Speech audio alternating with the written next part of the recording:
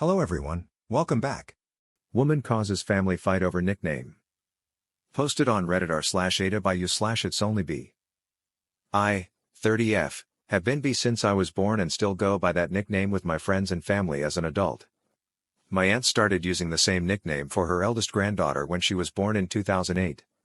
For the purposes of this story, we'll call her granddaughter Pound. I really didn't care, as it's just a name, and I had been B for 17 years at that point. 6 years ago, I was working at a zoo when my mom asked if I would send some exotic feathers to Pound, as one of her hobbies was collecting feathers. I agreed and mailed her some I had found around the zoo, along with a little note briefly explaining the species, names, and personality traits of the birds they belong to. A week later, I was out at dinner with my sister and Bill when I noticed I had several missed calls from my aunt. We've never really had direct contact, so this seemed odd to me. I checked my voicemail and found that she had left a message demanding that I call her back immediately, in a very angry tone. I was still deciding whether I wanted to return her calls or not when I received a text from my mother, warning me that my aunt was upset because I had signed the note to Pound with love from B. Apparently, this upset Pound, who was 8 at the time, because she thought I had stolen her name. I don't enjoy melodrama, so I opted out and continued my evening with my phone on silent. I saw my mom the next day, and she told me she had a falling out with my aunt over my nickname. My aunt was demanding that I stop calling myself B because it was unfair and confusing for Pound. She even suggested that, if I was desperate, I could go by Bigger B, but it would be better if I changed my nickname altogether. My mom and I both laughed about it, and I confirmed what she had told my aunt the previous evening. I wouldn't change my nickname, and I didn't expect Pound to change hers either. As far as I was concerned, we could both be B without causing harm. In the end, I didn't answer any of my aunt's calls, and my mom stopped taking them too. Later that morning, I received a text from my aunt calling me a bitch for what I was doing to Pound and for causing an argument between her and my mother. I never responded. I chose not to have further contact with her side of the family and have happily carried on going by B in the years since. I assume Pound did too, although I've never asked. My mother resumed contact with my aunt after a few months, but things were always strained, and they were never close again. Recently, someone mentioned that I had caused an ugly rift in the family by refusing to change my nickname or take my aunt's calls. They felt I should have spoken to my aunt when she called and agreed to change my name to avoid hurting Pound. I feel I was right to stand my ground over both my nickname and my decision not to engage in the argument or have any further contact with my aunt. However, their comment has planted a small seed of doubt. AITAH? Next story. She canceled dinner when her boyfriend brought a bell to the diner to get the server's attention. Posted on Reddit by you/Blaine at 5996. This might sound bad, but I don't know if I was the TA here. I, F30, have been dating my boyfriend, Rhett, M31, for 4 months. We live in different towns, and he's not from here, he's an American living here. He usually visits on weekends. This time, I decided to visit his town, and we went out to a diner. Rhett was already at the diner when I arrived. We talked a bit and checked the menu. When it was time to order, he pulled a small bell out of his jacket pocket, lifted it, and started shaking it. It produced a loud, annoying sound that hurt my ears. I was so confused. I asked what he was doing, and he said he was trying to get one of the waitstaff's attention. I told him it was embarrassing and asked him to stop immediately, but he kept shaking it. I cannot begin to explain the looks we received from everyone. I demanded that he stop, but he said he wouldn't until someone came to take our order. I threatened to leave and cancel dinner if he didn't stop, but he kept going. By the time someone finally came, I had already gotten up, taken my purse, and started walking out. He followed me and began arguing about me walking out, but I told him I couldn't handle being embarrassed by him like that. He got upset and said he didn't understand why I thought the bell was embarrassing. He explained that it was a perfect solution to avoid waiting for someone to show up. I asked if it was acceptable to do this in America, and he said, yes, because it's a free country, and people there usually don't give a shit. I told him it was inappropriate and embarrassing here. He said I was being too sensitive and overreacting over nothing. He insisted we go back inside, but I refused. We ended up leaving. He kept going on about how I ruined dinner by canceling it and offended him by acting like his behavior was shameful. I said I had a right to share my opinion on what he'd done, even if he thought it was fine. He basically told me to get off my high horse and stop calling his genius idea embarrassing. He's been sulking for days now and wants an apology. Maybe I overreacted. Maybe it's nothing where he lives, but here, it's just unacceptable. Next story. AITAH for inviting someone on a group vacation even though I knew it would make someone else uncomfortable? Posted on Reddit r/AITAH by u/pedals978. I recently got back from a vacation with a group of my friends. We booked everything way in advance, so when I found out my ex-fiancé was cheating on me with a mutual friend, I was left with two choices: either lose all my money or sit there and watch them be all lovey-dovey around each other. I spoke to a few of the people going on the trip and asked if I could invite my friend/ex, Jace, as he had been supporting me through everything. Having him there would make it easier for me to enjoy the trip. They all said it was fine, so Jace came along with us. Now, the thing is, my ex was always jealous and insecure about Jace. He had an irrational hate and jealousy for him, so when he realized Jace was joining the trip, he flipped out. He tried to get everyone to force Jace off the trip, but everyone just ignored him. The entire time, my ex was fuming. Admittedly, Jace wasn't entirely innocent. He did goad my ex a few times and seemed to enjoy getting under his skin. In the middle of the trip, my ex cornered me and was visibly upset. He accused me of inviting Jace just to hurt him. His girlfriend also confronted me, calling me childish for intentionally making the trip uncomfortable for them. AITAH? Next story, AITAH for refusing to stop calling my 9-year-old son honey? Posted on Reddit r/AITAH by u/Elena, Wilson 747. The situation feels a bit silly, but I'll let you guys decide. I, F36, have been dating my boyfriend Joe, M38, for a few months now. He's met my 9-year-old son, and they seem to get along pretty well. Joe recently started staying over longer during the weekends, and a few days ago, while he was visiting, he overheard me calling my son honey. He stayed quiet throughout breakfast, but I could tell something was off. Afterward, he brought it up with me. I asked what was wrong, and he said, rather seriously, that I shouldn't call my son honey, especially because I also use that term for him. He believes it's a word reserved for romantic partners. At first, I laughed it off. It seemed like such a small, silly thing to comment on. But my reaction clearly upset him. He accused me of not taking his concerns seriously and asked me to stop calling my son honey because he felt it was misplaced. I told him, very plainly, no. To me, this wasn't a valid argument, and I didn't feel it deserved consideration. My son has been my honey for 9 years. It's just a term of affection, and I wasn't about to change that because Joe felt uncomfortable. We argued for a few minutes, with him insisting I was being dismissive of his feelings. Finally, he said he needed to go out and cool off. Before leaving, he told me we'd talk about it later. I stopped him in his tracks and made it very clear, there's nothing to talk about. I will not stop calling my son honey. End of story. Joe was clearly upset when he left. Later, he sent me a long text accusing me of consistently disregarding his thoughts, opinions, and input, brushing them off without caring about how it makes him feel. He proposed a compromise, suggesting I stick to using my son's nicknames instead, so we could move on from this issue. But I stood firm. I refuse to stop calling my son honey. It's what I've always done, and it's something that's deeply meaningful to me. Joe has gone mostly silent since then, apart from sending the occasional text. Now, I'm starting to wonder. AITAH for refusing to compromise and flat out saying no to his request? Next story, AITAH for telling my boyfriend he can't date younger and then get upset about my budget apartment? Posted on r/AITAH by u/cheapapartmenty. So, I recently started dating a guy from my hobby group.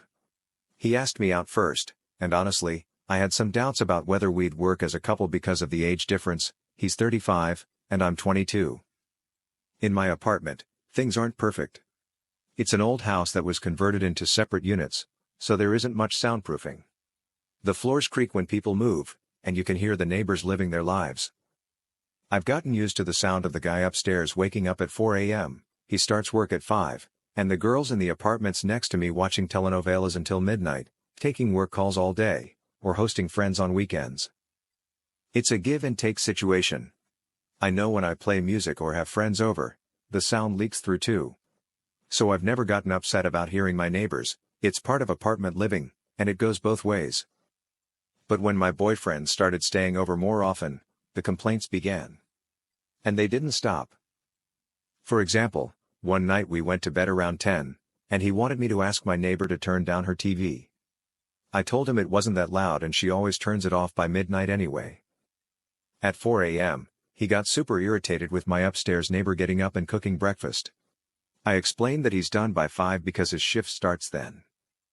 Then at 7 a.m., when the neighbor on the other side started taking work calls, he was still grumbling about not being able to sleep. I offered him earplugs, but he said he couldn't sleep with them in and wanted me to ask her to keep it down.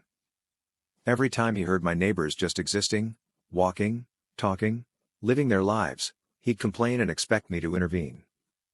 I finally snapped. I told him, you can't expect to date a hot young 22-year-old and not deal with a 22-year-old's living situation. This is a normal apartment for someone my age. My neighbors are actually amazing. Nobody's throwing wild parties on weeknights, nobody's having screaming matches, and thank God, nobody's got a crying baby.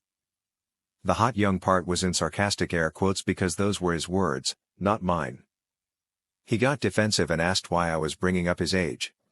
I told him that if he wanted to date someone younger, he needed to understand that people in their 20s don't typically have house-level money. His complaints just felt so out of touch with how normal people my age live.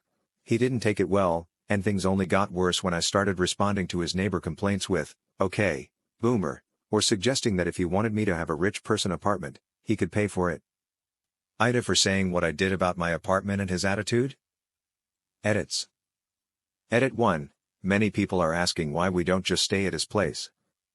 I don't have a car, and his house is 30 minutes away in the suburbs. The buses don't go that far, so it would mean him driving an hour round trip just to get me to and from work. It's much easier for him to visit me in the city. Edit 2. I know people are saying technically 35 isn't a boomer, he's a millennial. I'm using boomer as a joke. It's a figure of speech to describe someone acting out of touch or entitled, regardless of their actual age. Edit 3. This just took a wild turn. I googled his property records, and he co-owns his house with a woman who shares his last name. What the actual hell? I don't know if she's his wife or ex, but I'm out. I've blocked his number and packed my things. Let him figure out where I went. Next story. AITAH for embarrassing my boyfriend when we split the bill at a fancy restaurant. I'm 25, my boyfriend is 35, and we've been together for almost exactly 3 years. In a funny coincidence, our birthdays and our anniversary, the day we met, all fall in the same week. This year, we decided to make it special. He would organize a surprise for my birthday, I'd do the same for his, and for our anniversary, we'd go out to a nice dinner to celebrate together. We discussed the budget in advance and agreed to split the cost of the anniversary dinner. It was a set tasting menu, so we knew the exact price beforehand. My birthday? It did not go well. First, my boyfriend lied about taking the day off work. He kept disappearing to the bathroom to answer emails and make calls when we were supposed to be enjoying a museum together. For the record, I didn't expect or even ask him to take the day off.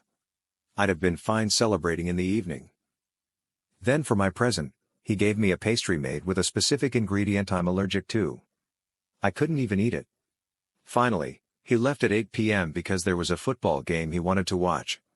I ended up spending my birthday night alone. The next day, I told him how hurt I was. I explained that his actions made me feel like an afterthought and that my birthday felt like a burden to him. His response? I did my best. You need to learn to be grateful when people try. Fast forward to his birthday. I went all out. I had specialty food and wine shipped from his home country. I got his favorite childhood recipes from his grandmother and spent days preparing a dinner centered entirely around his preferences and dietary needs. He loved it. Then came our anniversary dinner. We agreed to split the bill in advance, but by then, I hoped he'd offer to cover it, not because of the money, but as a gesture of apology for how my birthday went. At the end of the meal, I asked if he still wanted to split the bill. He replied, yeah, but it'd look weird if we asked for separate checks since this is a nice place. So I'll pay here, and you can transfer me the money afterward. I saw red. When the waitress came over with the bill, I said, we'll actually be splitting. She asked how we wanted to divide it, and I told her I'd cover the wine and my food. In total, I ended up paying for about 70% of the bill. My boyfriend just shrugged and paid the rest. As soon as we left, the fight started. He said I humiliated him and acted like a spoiled brat. He insisted that he couldn't change the past and that I needed to learn to move on. I told him it wasn't about the past, it was about the fact that he hadn't properly apologized for ruining my birthday or made any effort to make it up to me. He cared more about looking good in front of the restaurant staff, pretending he was treating me to a fancy dinner, when, in reality, I was paying for most of it. He doubled down, saying I was the asshole because we had agreed to split the bill, so I had no right to be upset. AITAH. Next story. AITAH. If my wife and I themed our pregnancy announcement after ordering takeout? I, 28, trans male, and my wife, 29F, cannot conceive naturally due to our biology. We had to go through a sperm donor, IVF, and the entire emotionally taxing process that comes with it.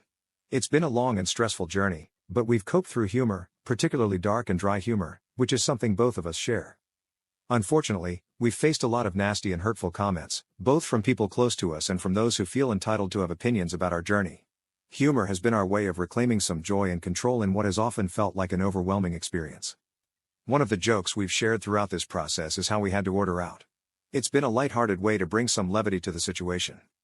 Because of my wife's wishes, we've decided not to announce our pregnancy or the baby's arrival until after it's born. So far, only our parents know. For the announcement, our plan is to have a typical baby photo shoot, but with a twist. We want to place the baby in a takeout container, smiling, with the caption, "We successfully ordered out." When we shared this idea with my parents, they were horrified. They said it was insensitive, tacky, and disrespectful, claiming that we'd be using our child to promote a political agenda. They feel the announcement makes light of families and the challenges of conceiving. From our perspective, this is our way of celebrating our journey with the humor that has helped us survive the hard times. It's not about making a statement or disrespecting anyone, it's about staying true to ourselves. WITBA. If we went ahead with this as our family photo shoot? Next story. WIBTA. For going to my friend's wedding reception? My buddy Kalen was supposed to get married to his ex-fiancée Kaylee next weekend. They were together for 4 to 5 years and seemed like the perfect couple, so in love, happy, always doing sweet things for each other, etc. We always joked that they were relationship goals. So, everyone was shocked when Kaylee called us last week, frantically asking if we knew where Kalen was. He didn't come home from work that day, no warning, no nothing.